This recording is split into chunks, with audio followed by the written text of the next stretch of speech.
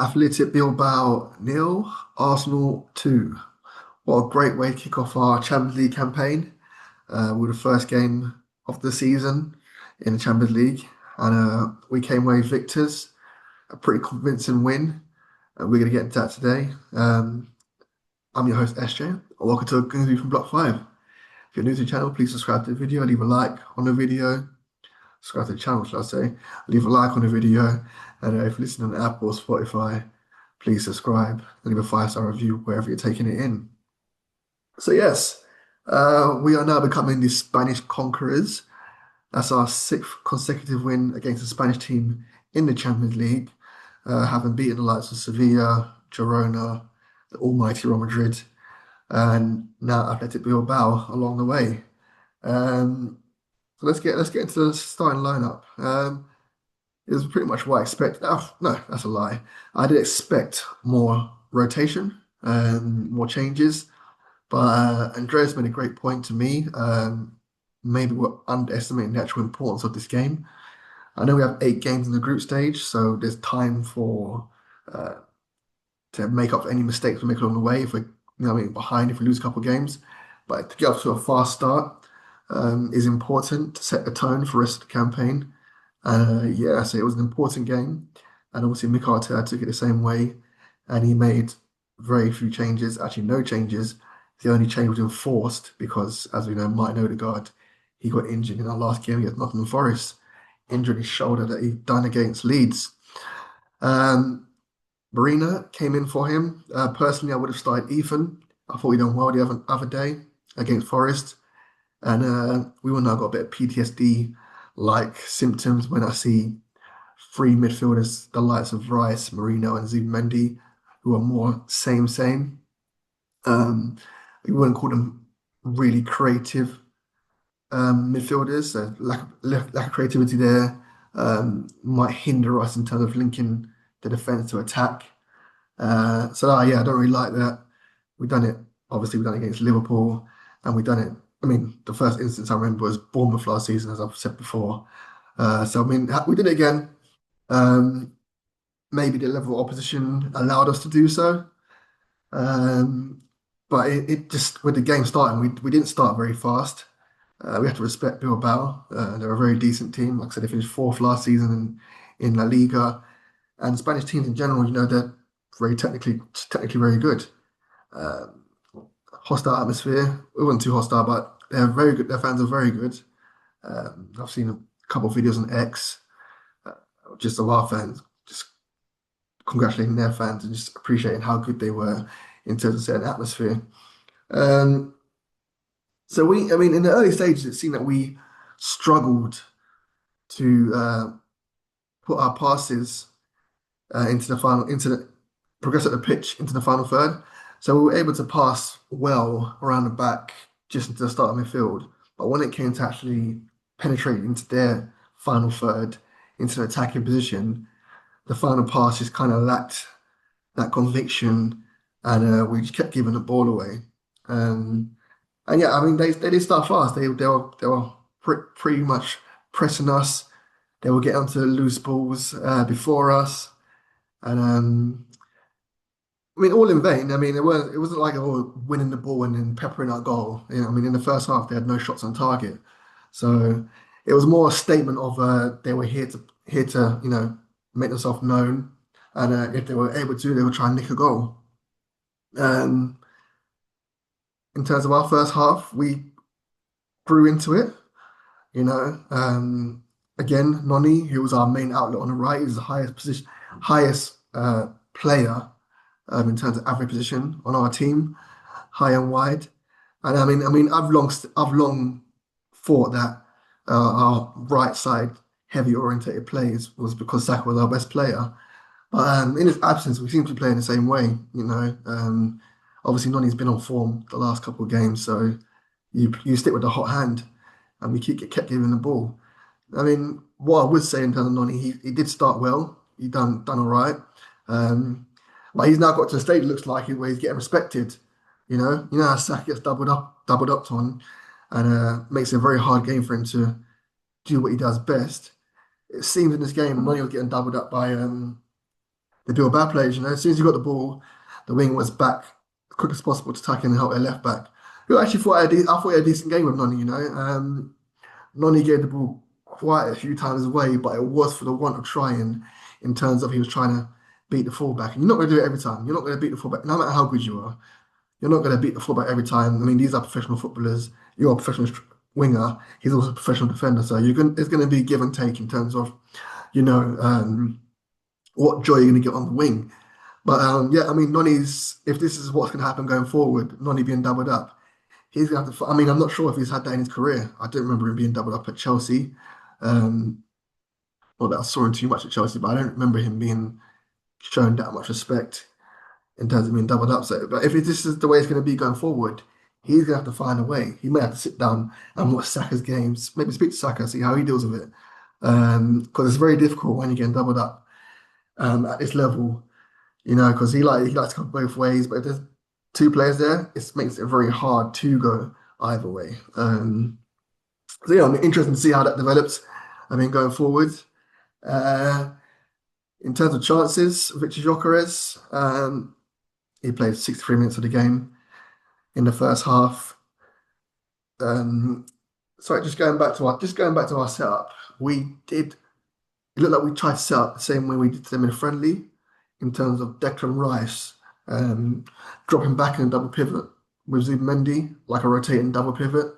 Um, which is showing, it was showing you can see it during the game as it was building up, and I think the average position showed that as well.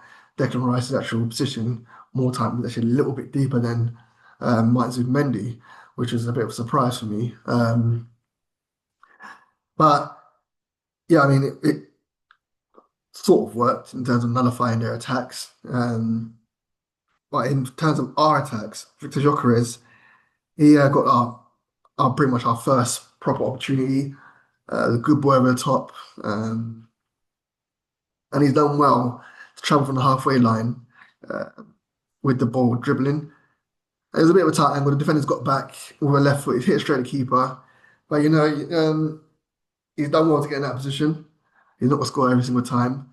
Uh, Obviously, would like that ball to be closer to the goal when it's played over the top, so he has less distance to travel. Because obviously you've got factoring fatigue, traveling that distance with a ball at high speed and high intensity. Um, and also gives more time for the defender to get back if it's far away from the goal. Um, but no, it was a decent chance, decent shot, straight to keeper. Um, and I think just a couple of minutes later he got in behind again, kind of shielded the defender, rolled them, and didn't actually create a chance. I think it just got us up the pitch, which is, I mean, we need that sometimes. In these away games, you need a striker to get a hold of the ball, give the midfield and defence a little breather, and get a team up the pitch collectively. He had another header. He had a header in that first half. I can't remember who put the ball in. It could have been Noni. Uh, but it's just stooped and headed it wide. Some may say he should have scored. I think he's done well to get there. Um, and I mean, in pre-season, we did speak about his lack of headed goals in Portugal. So it's not a shock for the system if he doesn't score a header. But it was a decent chance. On another day, he may score it. I mean, some strikers. I mean, I would expect Harry Kane to score it, to be honest. But he's a bit of a different quality of player. Um, but yeah, it's good to see Joker getting chances still. That's what he's in the team for. To get chances, obviously to put them away. Didn't do it, so just didn't do it last night. But he's in the right place. He's where we need him to be when called upon. So yeah. Um, Second half, I mean, it was more the same. It wasn't a very entertaining game in terms of chance creations. Uh, Nani was getting nullified at times, like I was getting doubled up. Eze, he was done all right. I thought Eze done okay. I thought he was his usual. There was a point in the first half where he was getting doubled up like pretty strongly, and I just thought give it to Eze because Eze is capable of getting the ball and dribbling past and making things happen. And we did that. And there was one. I can't remember what minute it was. The key point where he got it. and he just done a little 1-2, and he bounced it off Mendy and he dribbled it for a bit. He helped us get up the pitch.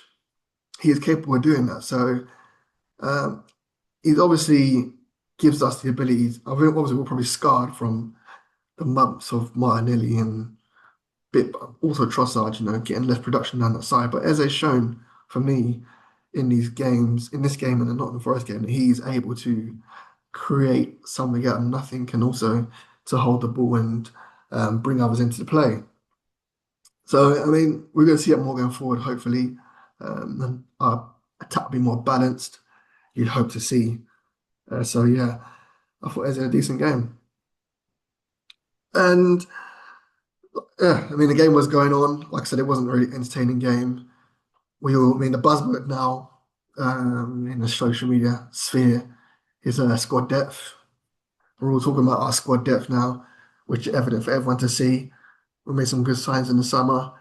We kept our main players from last year, added some quality this year. And I mean, it's showing. We're able to make subs. I mean, the five sub rule is a great tool to have because you're able to change half your outfield team. So if you've got quality on the bench and it's not working, you have the ability to literally affect the game in a major way. And we happened to do so. We had Trossard and Martinelli come off the bench. Last season, they were players that we starting, and it would be more likely Trossard would be coming on for Martinelli or vice versa, because that seemed to be one of our automatic subs last season. But this time, we were able to bring them two on as a pair, fresh legs, quality, Trossard with experience, Martinelli fresh leg with the pace, and they both bear fruit pretty much instantly in terms of Martinelli. A very good boy over the top. Uh, it looked like scenes of Sevilla, it looked like scenes of Real Madrid, it looked like scenes of Chelsea, it looked like scenes of Sporting. Didn't score that one, where there's a lot of space in behind, and Martinelli was able to get the ball under control and dribble through into that open space um, and finish. I mean, I'll just be honest, it wasn't a great finish. It actually went in because it was a poor finish. The ball was so close to the keeper, he couldn't get down in time. I think the keeper was expecting the ball to go into the far corner, but such was the lack of quality in the finish. We don't care either way. It's a goal's a goal. Um, yeah, such a lack that finish, and we were 1-0 up, 1-0 up. So I believe it was Trossard that played the ball. Sorry, it was Trossard's ball because I think they assist each other. So yeah, I mean, our subs. Credit to Mikel Arteta for making us subs at the time, and credit to the subs coming on and being effective subs. I mean, you're not gonna start every week, and sometimes your role in the squad could just be a sub because they're just quality above you. But if you're able to come on and contribute in ways like this, you're gonna be a fan's favourite, regardless of how many minutes you play, if you're able to contribute. And Trossard, you can see Trossard, the last couple of games, he's coming on and he's contributing in limited minutes. And that's what you like to see. He may think, okay, now I'm coming on contributing, I deserve a start. But what we see with, especially these two players in particular, they will do it as a sub. When they get that start, it just doesn't really translate. They will have a quiet 70 minutes and then yeah, we're back at square one. So yeah, I mean, if they're able to be subs, come on, impact. It's a great lift to the team. It's great options, great weapons to have on the bench. And yeah, I'm all for it. And that leads to our second goal. Um, it's as if Martinelli's been speaking to Noni or just watching Noni's tapes or just seeing what we like. Because we're pretty simple with the fan base. We just like to see our wingers beat their men or just commit their men. And we don't mind that he has a pace. He's got pace in bundle. He's probably our fastest player. And but he's just got into his habit of doing that stupid drag thing he does. Slows the play down, gets tackled, goes for a goal kick, or goes for a throw-in. Um, last night he just showed his quality. He got straight away. And his first thought was, "Don't let the defender settle. Let me attack him." And he did that. He got down the outside with his pace, got to the byline, dribbled across the byline, picked out Trossard, and I feel it was probably was deflected. It was Trossard showed great composure in the box to hold the ball and put it into that top corner. You know, and that was 2-0. I didn't think we was in trouble any of the game. I did say pre-game that we'll keep a clean sheet because we're just that team now. We're just solid at the back. Um, Again, we had no Saliba, no Saka, no Havertz, no Odegaard, no Ben White. Yeah, we're just a solid team, to be honest. Um, so yeah, 2-0 win. Very good way to start the Champions League campaign. Who we got next? We got Olympiacos next in Champions League at home at the Emirates, the fortress, the carpet. Uh, but it may not look now. It may look good now in terms of league, in terms of the table, but these ones will add up very quick, and then we'll see where we are and where we'll be able to rest players because we know December, January fixture pile up can be a bit of a pain, and if we're able to rotate in that period, we're going to be fine. I mean, going back to Bilbao, obviously they were missing Nico Williams, probably like their best player, their best outlet, their best creative player. Um, Although his stats don't really show that to me. And he's not a prolific goal scorer or assister. I think he's just living off a couple of seasons back, to be honest, in my opinion. But yeah, I mean, I think we just nullified them. We made them look very ordinary. Our class showed we're a class team. Um, so yeah, I mean, thanks for the win, Bilbao. I wish I could have gone, couldn't go. I mean, such as the immediacy of the fixture. Uh, Hopefully, get out to a couple of Champions League games this season on the road. But no, look, we've got a win. We head on. Well, our next game now is Man City. They've got a game on Thursday. We've got extra 2 days rest. Hopefully that helps. Um, you know, it helps with just recovery. The time difference with Spain was an hour, so we're not losing much in terms of a time difference. The boys are probably back. They probably flew back on the same night private jet. So yeah, we get rest up. Man City have a tough game at home on Thursday. Hopefully, I think they're Napoli. I might be wrong. Correct me if I'm wrong. Which won't be an easy game. They can't take. I mean, they can't take that lightly. I know they'll come. They come on Sunday, um, a bit tired. I mean, we're going to do a pre-match pod on that. Um, so yeah, I mean, let me know in the comments what you thought about the game. Yeah. Until next time, everyone, all the best.